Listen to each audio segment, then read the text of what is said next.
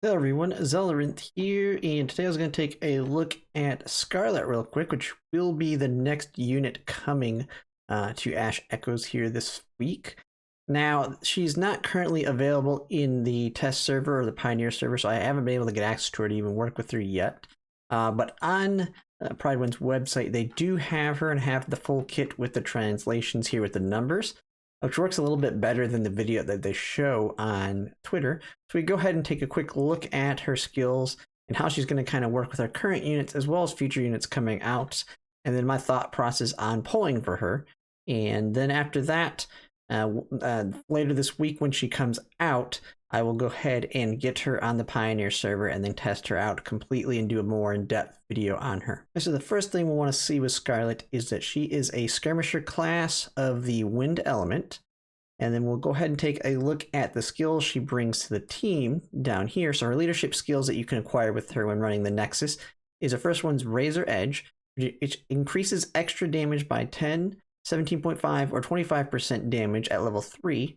This effect is doubled in a wet environment, and it does not stack with Razor Edge Triangle A, and so that's probably just the Memory Trace's equivalent, so you can't stack the Memory Trace with her own passive skill. And then when the other one over here, Tempest Wind, which I think is kind of the bigger deal on it, is that after using a Seed skill, all allied Echomancers deal 25, 50, and 75% additional wind damage for 60 seconds. Does not stack with the effects of the same name. Activating this effect, again, refreshes its duration. And so one big thing I am seeing with this is similar to the one that a future unit that I will be getting, Boreas, has, which is she's going to give your team the ability to do wind damage, so she can kind of be a core member of a wind team if she's the leader, so that the entire team is able to do wind, utilizing this passive skill. And so if you're fighting a boss that is looking to have a wind or has a wind weakness, then you could exploit it with this skill. So right there is one thing that I'm kind of liking about her with what I'm seeing.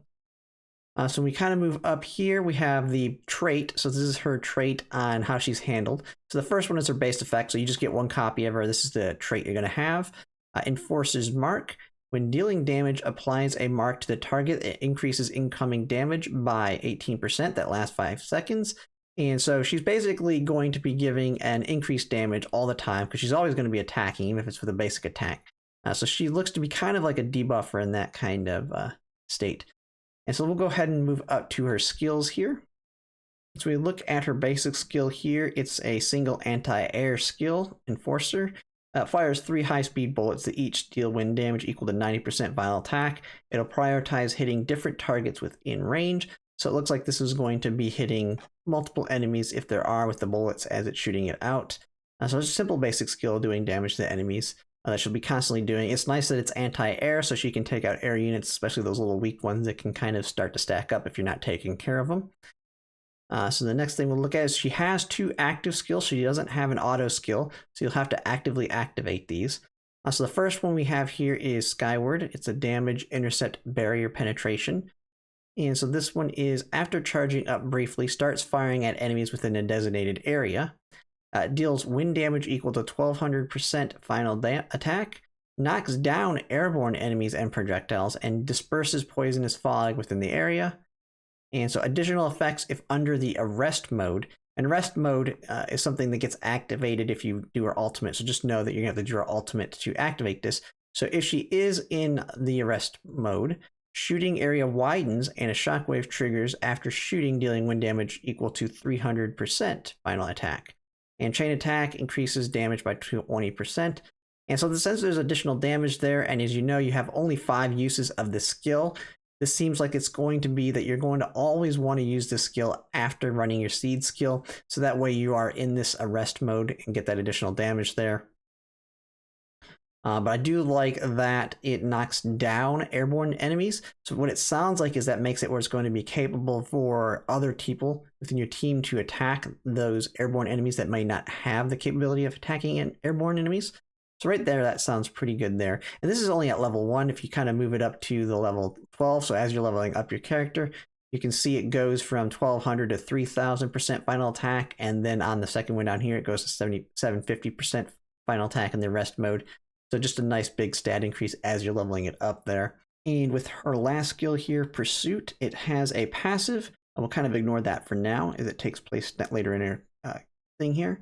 So on her active part, if you trigger this, it locks onto a single enemy and encircles them while shooting. So she's going to be going around them and shooting them. And it decreases the target's movement speed by 90% for the duration. So it's going to slow them down quite significantly. It shoots 50 bullets in total, with each ignoring 0.5% basic damage resistance up to a maximum of 20%, dealing wind damage equal to 10,000% final attack to the target, and wind damage equal to 1250% final attack to enemies within the path as she's running into them.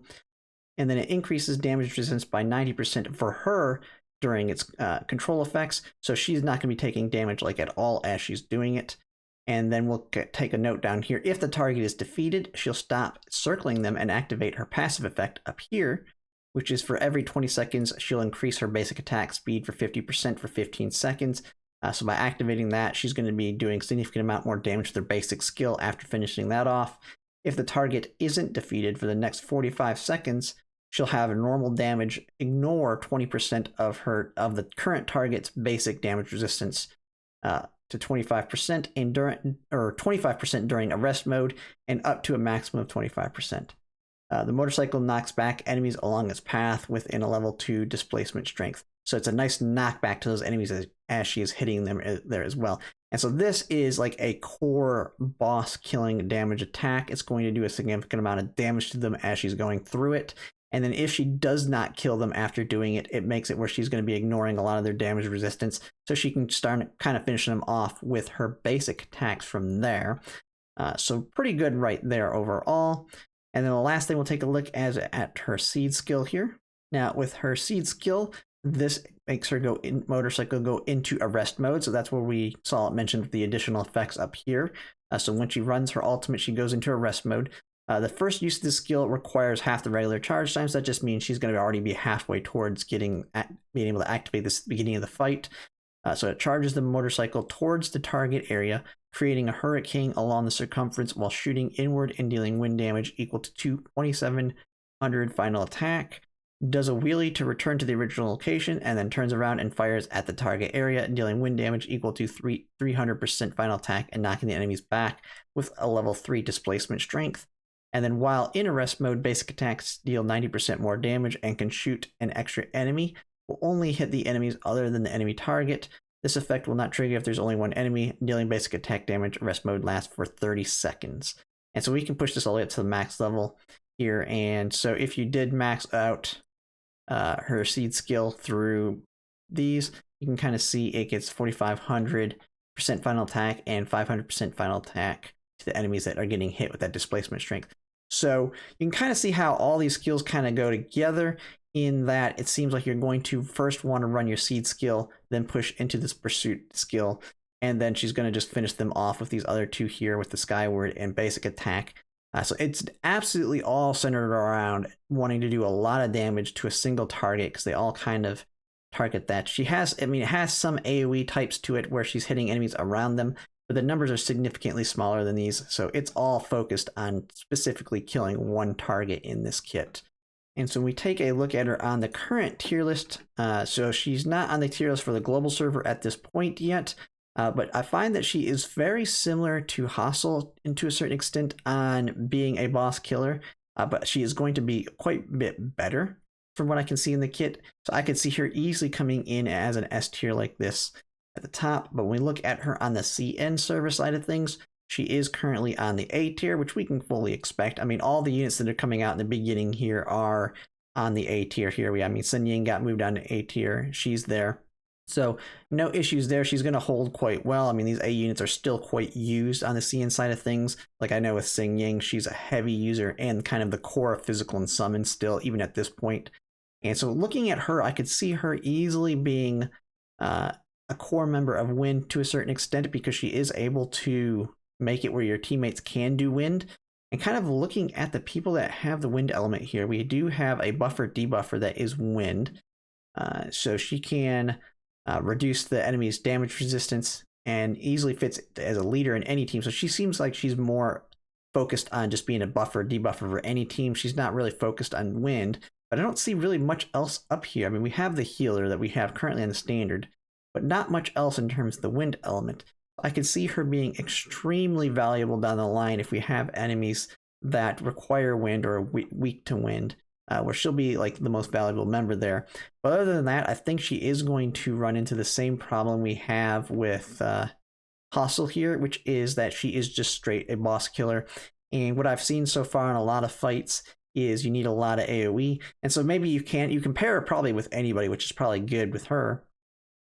But it's going to be tough, especially when you have some of these other big units that can do more damage around on everything else.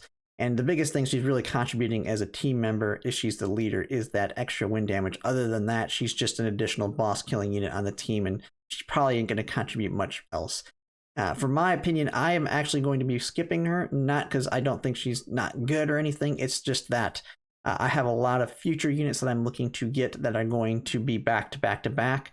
The big ones that we have right after, we probably are going to have Bali Tusu come right after her. And I don't actually plan to pull over him as well. But if I were going to pull over one or the other, I would definitely pull over Bali Tusu simply because he files under the fire, and I've got Kairos and Mohangshu, so I already got the fire team kind of getting built.